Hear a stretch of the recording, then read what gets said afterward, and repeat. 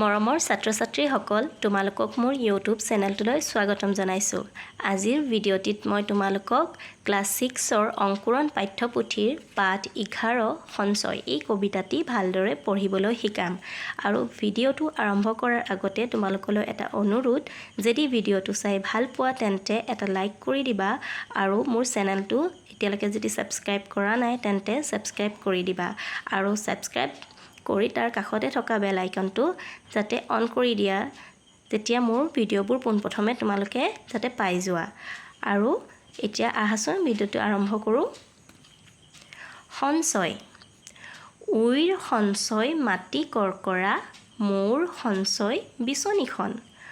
উইৰ সঞ্চয়ে মাটিৰ ৰসৰে, মোৰ সঞ্চয়ত মধু বৰ্ষণ। বাঢ়ে কৃপণৰ সঞ্চয়ত নিতে, আন্ধাৰ মাথোন চোৰ চাঙত। জ্ঞানৰ সঞ্চয়ে পোহৰ বিলাই, মনৰ নেদেখা কুণ্ডিবোৰত। পুণ্যতোয়া গংগাজল সাঁচি থলে, হয় শান্তিয়নী পবিত্ৰ জল। সোণৰ পাত্ৰটো মহৰ ঘুলিৰ, জল সাঁচি থলে নহয় নিৰ্মল। সাঁচি থোৱাকেই সঞ্চয় নকয়, যদি তাৰে হিত সাধন নহয়। কবি নীলমণি ফুকন। ভিডিঅ'টো শেষৰলৈকে চোৱাৰ বাবে ধন্যবাদ থাকিল। আজিলৈ ইমানে আছিলে।